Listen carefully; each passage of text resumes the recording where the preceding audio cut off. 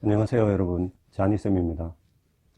오늘은 이제 렌비마를 제가 저번에 3주 더해서 3주, 그래서 총 6주를 먹고 어제 피검사를 했습니다. 결과를 공유 드리려고 영상을 이제 찍고 있습니다.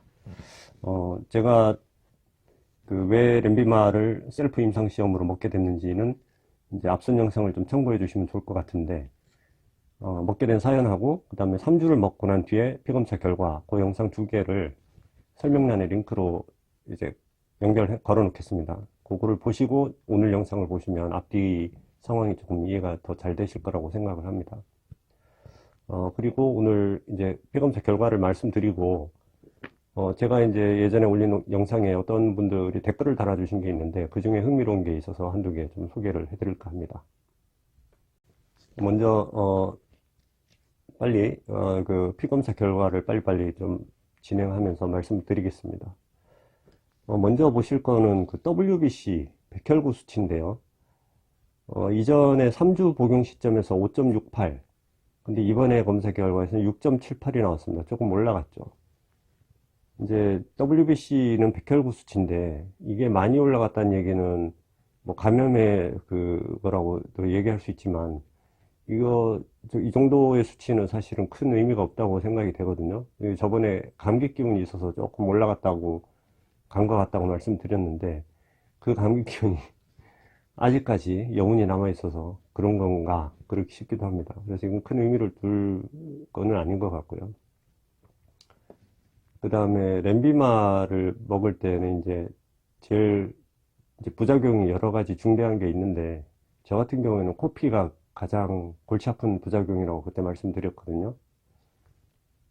그래서 이제 혈소판 수치를 이제 검사를 매번 하는데, 이번에도 혈소판 수치를 검사했더니, 정상이긴 하지만 저번보다는, 약간 떨어진 209가 나왔네요.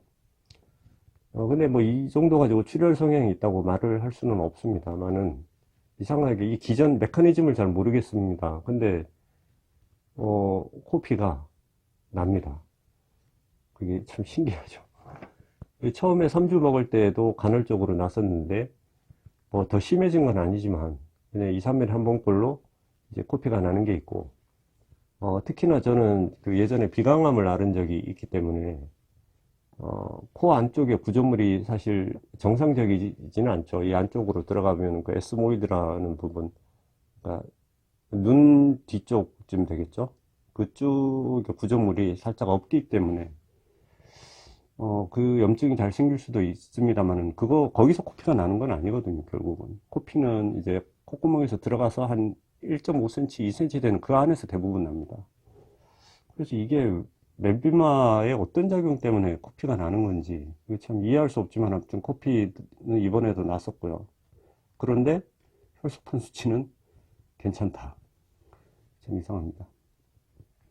그 다음에 알부민 수치 4.4가 나왔고요. 저번에 4.5였는데 이건 뭐 별 차이 없다고 봐야 되겠습니다. 그 다음에 제가 이제 좀 예의주시한다고 말씀드렸던 황달 수치 빌리루빈, 이번에 0.85로 조금 꺾였습니다. 그래서 이게 렌비마는 뒤에 간 수치를 먼저 말씀드려야 되겠네요. AST, ALT가 24, 22 이렇게 나왔거든요. 지난번에 28, 20, 그거에서 뭐 큰 차이 없습니다. 이 정도 오차는 뭐 거의 같다고 보거든요. 그래서 알부민이나 빌리루빈이나 AST, ALT를 봤을 때 저처럼 10mg을 이틀에 한 번씩 먹는 경우에는 뭐 간독성이 거의 없다고 봐야 되지 않나 싶습니다. 그리고 저번에는 혈압을 매일 쟀었거든요. 그때 제가 짝순 날에 먹고 홀순 날 오전에 재면은 이제 혈압이 130대, 90대로 이렇게 약간 치솟고, 그 다음날에는 좀 가라앉았다가 다시 그 다음날에는 또 130대, 90 정도로 이렇게 오르는 그런 톱니바퀴 같은 패턴이 있었는데, 이번에는 혈압을 재지 않았습니다. 왜냐면, 이틀에 한 번 10ml 렌비마를 먹어가지고는 그 정도 수준 이상은 혈압이 안 오른다고 제가 생각이 들어가지고, 이제 재지는 않았고, 만약에 10ml를 매일 드신다거나, 매일 드시는데 10ml보다 용량이 더 세다. 그러면은 혈압을 좀 신경 쓰실 필요가 있죠. 그리고 오늘의 하이라이트인 그 종양 표지자 수치. CEA하고 NSE 두 가지인데, 앞서 말씀드렸다시피 NSE는 소세포 폐암의 종양 표지자로 쓰이고 있고, 또한 그 신경 아세포종에서도 이게 상승하기 때문에 걸어올 때도 이제 종양 표지자로 쓰이고 있습니다. CEA는 2.1이 나와가지고 저번에 1.9보다는 약간 높아졌지만 이거는 큰 의미가 없다고 생각이 되고요. 다 정상 범위이기 때문에. NSE는 15.1이 나와서 지난번에 16.5보다 1.4가 떨어졌습니다. 떨어진 게 다행인데, 만약에 좀 혼란스러워진 거죠. 만약에 이번에 16.5 수준으로 계속 유지가 됐거나 아니면 오히려 조금 더 올라갔다. 그러면 렌비마를 안 먹을 생각이었습니다. 왜냐면 렌비마를 6주간 먹어봤는데 종양에 미치는 영향을 평가하기도 전에 피 수치에서 이미 이게 너무 효과가 없는 게 아닌가 그런 생각을 좀 했었거든요. 그리고 막 코피라는 부작용을 감내하면서 더 먹고 싶지도 않았고요, 사실은. 그런데 이게 꺾여버리니까 다시 하강세가 되니까 15.1이면 거의 이제 14점대를 목전에 둔 거잖아요. 이게 렌비마의 작용이 조금 더디게 나타나는 건지 아니면 일시적으로 그냥 우연찮게 이렇게 떨어진 건지 이게 또 헷갈린 상황이 되는 거죠. 그래서 렌비마는 뭐 뒤에 다시 정리해서 말씀드리겠지만 3주를 더 먹을 생각입니다. 그럼 총 9주를 먹는 거고 2달 좀 더 먹는 거죠. 뭐 딴 건 모르겠지만 코피를 생각하면 사실 정말 먹기가 싫습니다만은 일단 희망의 끈을 놓지 않기 위해서는 일단 3주를 더 복용하고 피검사를 해볼 생각이고요. 그때는 14점대로 막 초반으로 떨어지거나 13점대까지 막 확 꺾이는 그런 작용이 있었으면 정말 좋겠습니다. 하여튼 더 먹어볼 생각입니다. 처음에 3주 먹었을 때는 나타나지 않았던 부작용에 대해서 짧게 말씀드리면 이번에는 약간의 두통이 있었습니다. 두통이 막 타이레놀 같은 약을 먹어야 될 정도로 아프고 못 견디는 정도의 두통은 아닌데 그냥 머리가 이상하게 무거운 지근지근한 그리고 뒷목이 약간 땡기는 그런 느낌이 있었습니다. 근데 이게 이런 통증이 상당히 기분 나쁜 게 이 폐암은 뇌전이 뼈전이가 흔하잖아요. 그러니까 이게 머리가 조금만 이상하게 아프고 하루 이틀 계속 이렇게 묵직하면 이 뇌전이 아닌가 이런 쓸데없는 걱정이 자꾸 드는 거죠. 불쑥불쑥 그게 막 고개를 쳐듭니다. 마음속에서.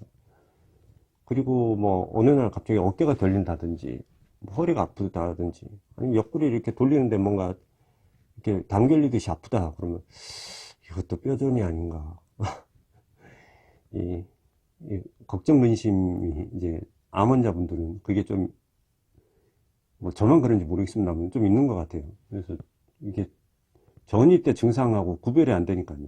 그리고 뭐 뼈전이 뇌전이는 증상이 없이도 막 오니까 이렇게 증상까지 있는 게 이게 혹시 뭐 전이의 증상 아닌가 이런 걱정을 하거든요. 근데 하여튼 이번에는 피로감도 좀 있었고 두통도 좀 있었고 그랬습니다. 그래서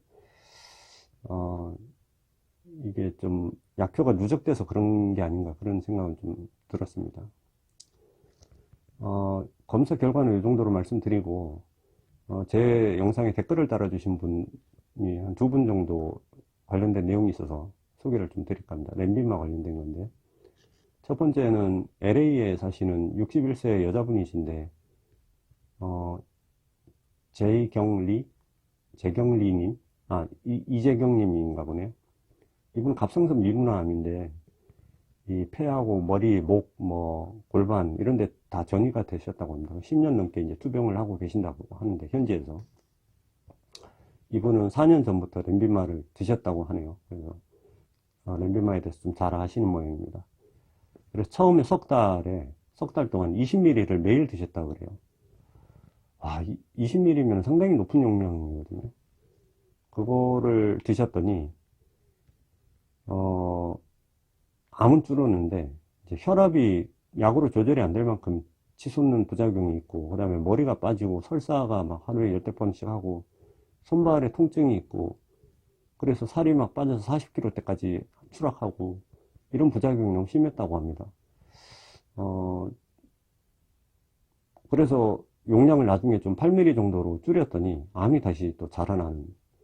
그래서 어쩔 수 없이 다시 14mm로 증량을 했는데 암은 다시 주춤해지는데 이제 다시 부작용에는 좀 시달리는 이런 상황이시더라고요. 그런데 이게 이분의 댓글에 제가 너무 좀 감사드리는 게 이분의 상황이 저랑 상당히 유사하거든요. 암종은 물론 폐암과 갑상선암으로 다르지만 이분은 이렇게 렌비마를 드시면서 1년 전부터 옵디보도 하고 계신다고 하거든요.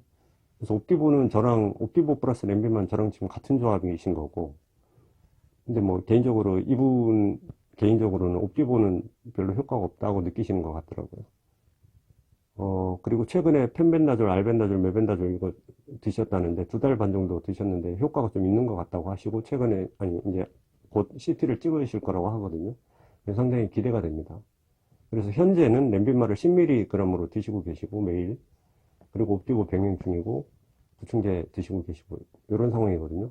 그래서 이분의 향후 검사 결과나 이런 거를 보면은 제가 앞으로 이제 구충제를 이제 테스트 해볼 건데 그런 데 대한 어떤 가이드라인이 조금 되는 게 아닌가 싶은 좀 희망적인 내용입니다. 결과가 효과가 있다고 하시는 게 어떤 건지는 잘 구체적으로 말씀을 안 하셨는데 통증 개선인지 뭐 모르겠습니다만은, 그래서 제가 답글로 이제 나중에 결과 CT 같은 거 다 찍으시고 나면 한번 다시 연락 부탁드린다고 해놨고요. 또 다른 한 분은 옵디보하고 렌비마를 8개월 정도 드셨는데 먹는 동안에는 저처럼 코피가 있고 그 다음에 혈압 상승이 있고 하셨대요. 근데 끊으니까 바로 종양이 올라왔답니다. 이것도 참고할 만한 댓글인데, 앞서 분과 이분의 두 분의 공통적인 내용은 고용량을 드시다가 끊으면 종양이 다시 성장한다 그거거든요. 두 분의 댓글을 보면서 제가 느낀 거는 이 용량을 세게 먹으면 반동도 크게 먹다가 딱 끊으면은 반동이 크게 마련이거든요. 그러니까 암이 이렇게 막 불쑥불쑥 성장하는 거를 약으로 이렇게 막 억누르고 있는데 그 약을 줄이면 확 반동이 크게 이제 자라나는 거죠. 그래서 이렇게 세게 먹으면 계속 세게 먹다 보면 이렇게 그 비용도 비용이지만 부작용이 너무 시달리시는 거가 있어서 LA에 사시는 그분처럼. 그래서 저희 주치의는 이제 10ml 매일 먹을 거를 권유하고 하거든요, 저한테. 근데 이제 비용적인 문제로 제가 이틀에 한 번 먹는 건데, 제 주치의 의견처럼 가늘고 약하게 길게 가는 게 맞는 게 아닌가 그런 생각도 듭니다. 이 두 분의 사례처럼 세게 했다가 끊으니까 확 자란다고 하는 건 상당히 무서운 얘기거든요. 지금 현재 그 키트루다 플러스 렌비마 임상 3상을 세브란스하고 뭐 몇몇 대학병원에서 하는 걸로 알고 있는데, 혹시 이 영상을 보시는 분 중에 비소세포암 환자분 중에 그 임상에 참여하고 계신 분이 계시면 용량을 몇 미리그램으로 몇 개월 동안 드시기로 한 건지 그런 거를 혹시 공유해 주실 수 있으면 도움이 될 것 같습니다. 그래서 아마 저번에 한번 인터넷 카페에 제가 그런 내용을 올렸더니 어떤 분이 매일 14ml를 드신다고 하더라고요. 혈압 높아지는 거랑 단백뇨가 있다고 그때 그분은 그러셨는데, 10ml에서 14ml 정도인 것 같습니다. 그렇게 예상은 되는데, 일단 실제 임상하시는 분들의 얘기를 제가 직접 들어본 게 아니라서 그런 의견 있으시면 한번 올려주시면 좋을 것 같고, 그 다음에 몇 개월간 임상을 하시는지. 그 앞에 분은 LA에 사시는 분은 4년째 지금 드시고 계시는 분이 있고, 두 번째 분은 정확하게는 기간을 모르겠지만 8개월 드시다 중단했다고 하는 걸로 봐서는 1년 이상 드신 것 같은데, 이거 렌비마를 계속 먹기가 힘들잖아요. 평생 먹을 수도 없고 언젠가는 좀 서서히 줄여 나가서 이제 끊어가야 되는데, 그래서 그런 정보가 있으시면 공유를 좀 부탁드립니다. 그래서 오늘 이렇게 검사 결과를 6주차 복용 결과를 좀 말씀드렸고, 추후에 제가 이제 3주 렌비마를 더 먹고 그때 결과를 보고 옵디보 플러스 렌비마를 계속 이어가면서 펜벤이나 알벤다졸 같은 약 중에 하나를 골라서 같이 세 개를 옵디보, 렌비마, 뭐 다졸 이렇게 세계로 한번 또 가보는 그런 거를 한번 좀 계획 중입니다. 봐서 이제 NSE 수치에 따라서 이제 그 뭐죠?